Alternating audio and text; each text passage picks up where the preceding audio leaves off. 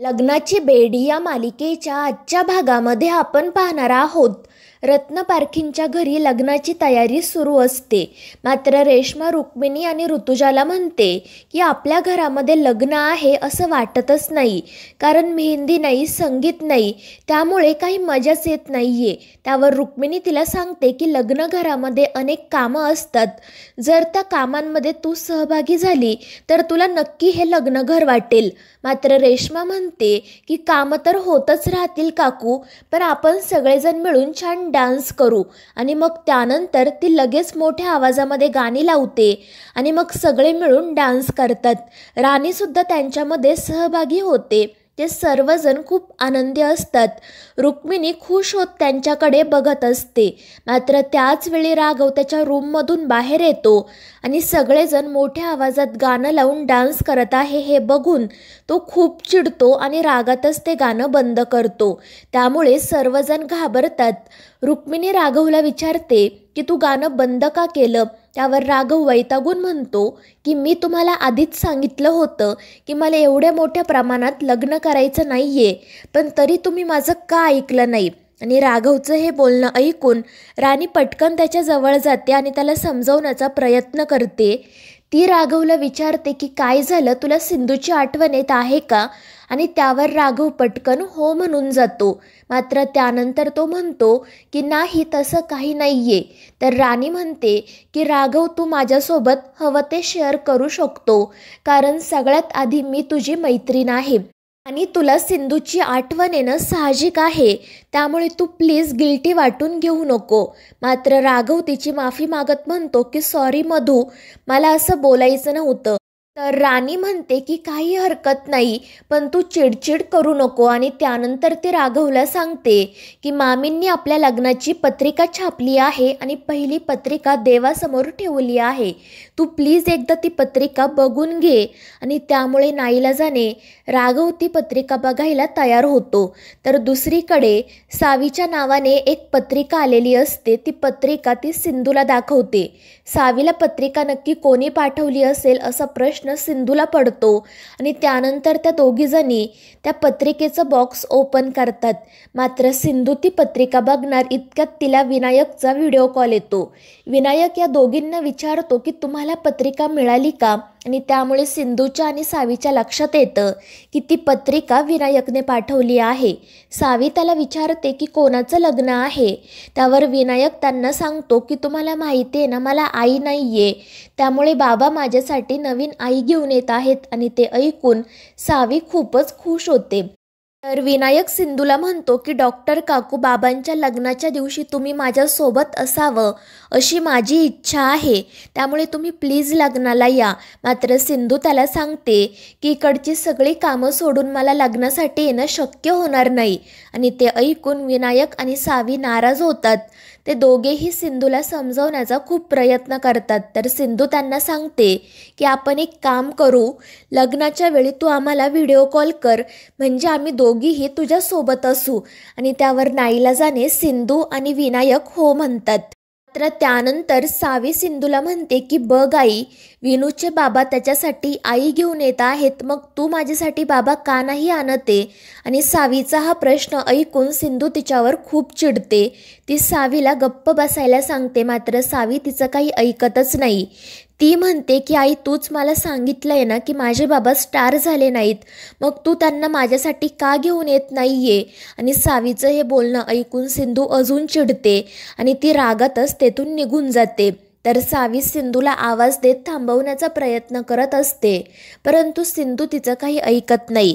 त्यामुळे सावी म्हणते की माझी आई किती चिडकी आहे, बाबा तिला कसे सांभाळायचे काय माहीत, पण आता मलाच तिचा राग शांत करावा लागणार आहे. तर दुसरीकडे राघव सिंधूचा फोटो बघत बसलेला असतो. तो मनाशी म्हणत असतो की सिंधू, तू का गेली मला सोडून? तुझ्याशिवाय मी कसा जगणार आहे याचा तू एकदाही विचार केला नाहीस का ग? खरं तर मला हे लग्न करायचंच नव्हतं, पण माझ्याकडे दुसरा कोणताही पर्याय नाही. कधी कधी तर मला प्रश्न पडतो की मी हे लग्न का करतोय? मात्र त्याच वेळी विनायक त्या ठिकाणी येतो, त्यामुळे राघव सिंधूचा फोटो लपवतो. तर विनायक त्याला सांगतो की बाबा, मला तुमची हेल्प हवी आहे, कारण सावीची आई तिच्यावर खूप चिडली आहे. मी तुम्हाला कॉल लावून देतो, तुम्ही प्लीज एकदा सावीसोबत बोला आणि तिला हेल्प करा. आणि त्यावर राघवही हसतच हो म्हणतो. त्यानंतर विनू सावीला कॉल करतो. तर राघव सावीला विचारतो की काय झालं, तुझी आई तुझ्यावर का चिडली आहे. त्यावर सावी म्हणते की आईला बाबांचा विषय काढलेला अजिबात आवडत नाही आणि मी नेमका तोच विषय काढला, त्यामुळे ती खूप चिडली. आता तिचा राग शांत कसा करायचा तेच मला कळत नाही. त्यावर राघव तिला सांगतो की जर आपली चूक असेल तर आपण पटकन जाऊन सॉरी म्हणावं. मात्र सावी त्याला सांगते की आई आता कोणाशीही बोलायला तयार नाही आहे, त्यामुळे तुम्ही दुसरं काहीतरी सांगा. आणि त्यावर राघव थोडा विचार करून तिला सांगतो की तू एक काम कर, तुझ्या आईला जे जे पदार्थ आवडतात ते सगळे घेऊन ये. तिच्या आवडीचे पदार्थ बघून ती खुश होईल आणि तिचा रागसुद्धा जाईल. आणि तो सावीला विचारतो की तुझ्या आईला सगळ्यात जास्त काय आवडतं. त्यावर सावी सांगते म्हातारीचे केस. आणि ते ऐकून राघवला सिंधूची आठवण येते. त्याला सिंधूसोबत घालवलेले सर्व क्षण आठवतात. तर इकडे विनू म्हणत असतो की म्हातारीचे केस कोण खातं. त्यावर सावी आणि राघव हसतच त्याला सांगतात की खऱ्या म्हातारीचे केस नाही तर कँडी फ्लॉस. आणि ते ऐकून विनूलाही हसू येतं. आणि त्यानंतर राघव सावीला सांगतो की मग तू तुझ्या आईसाठी म्हातारीचे केस आणि तिला आवडणाऱ्या इतर गोष्टी घेऊन ये, मग तिचा राग लगेच निघून जाईल. आणि ही आयडिया ऐकून सावी खूपच खुश होते आणि ती राघवचे आभार मानते. त्यानंतर राघव सिंधूचा फोटो बघत असतो आणि त्या फोटोकडे बघून मनाशी म्हणत असतो की नक्कीच काहीतरी चुकत आहे. मी हे लग्न नेमकं कशासाठी करतोय तेच मला कळत नाही. तर दुसरीकडे राणी लग्नासाठी तयार होत असते. राजश्री आणि इतर सगळ्याजणी मिळून तिला छान तयार करत असतात. आणि राणी इतकी सुंदर दिसत आहे हे बघून सर्वजणी तिचं कौतुक करत असतात. मात्र त्यावेळी राजश्री मनाशी म्हणत असते की राघव त्याच्या आयुष्याची नव्याने सुरुवात करत आहे, पुन्हा एकदा लग्न करत आहे, पण तोच खुश नाही आहे. सिंधूने असं का केलं तेच मला कळत नाही आहे. आणि त्यामुळे ती खूप नाराज होते. त्यानंतर रुक्मिणीसुद्धा तिथे येते. छान तयार झालेल्या राणीला बघून तीसुद्धा खूप खुश होते आणि तिला आशीर्वाद देते. तर दुसरीकडे सिंधू तिच्या रूममध्ये बसलेली असते. तिला राघवसोबत घालवलेले सर्व क्षण आठवत असतात आणि त्याचवेळी तिला बाहेरून सावी आवाज देते. त्यामुळे सिंधू पटकन बाहेर जाते आणि बाहेर तिच्या आवडीचे पदार्थ बघून ती खूपच खुश होते. सावीने तिच्या आवडीचे सगळे पदार्थ आणलेले असतात. घरसुद्धा छान फुग्यांनी सजवलेलं असतं आणि ते सगळं बघून सिंधू खूप खुश होते आणि सावीचे आभार मानते.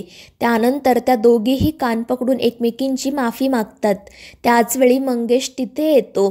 सावी सिंधूला सांगते की मंगूने मला या सगळ्यामध्ये मदत केली, त्यामुळे सिंधू त्याचेही आभार मानते. आणि त्यानंतर सावी सिंधूला कँडी फ्लॉस भरवते. तर सिंधूचे डोळे नकळतपणे भरून येतात. त्यामुळे मंगू सावीला सांगतो की तू थोडा वेळ आतमध्ये जाऊन बस, मला तुझ्या आईसोबत बोलायचं आहे. त्यामुळे सावी तेथून निघून जाते. तर मंगू सिंधूला सांगतो की मी त्या दिवशी तुला जे सांगत होतो तेच आज सांगत आहे. जर तुला सावीच्या बाबांची इतकी आठवण येत आहे तर तू त्यांना स्वतःहून कॉल कर, कारण सावीसुद्धा खूप हिरमुसलेली आहे आणि तू सुद्धा खूप एकटी पडली आहेस. मात्र सिंधू काही कॉल करायला तयार होत नाही. तर मित्रांनो, या मालिकेच्या पुढील भागांमध्ये आपण पाहणार आहोत लग्नाच्या दिवशी राघव मंडपामधून निघून जातो, त्यामुळे सर्वजण घाबरतात. राघव पळून तर गेला नाही ना असाच त्यांना प्रश्न पडतो. तर दुसरीकडे मंगेशच्या सांगण्यावरून सिंधू रत्नपारखींच्या घरी कॉल करते. मात्र तो कॉल नेमका राणी रिसीव करते. तर मित्रांनो, या मालिकेच्या पुढील भागांच्या अपडेट्ससाठी आपल्या चॅनेलला सबस्क्राईब करा.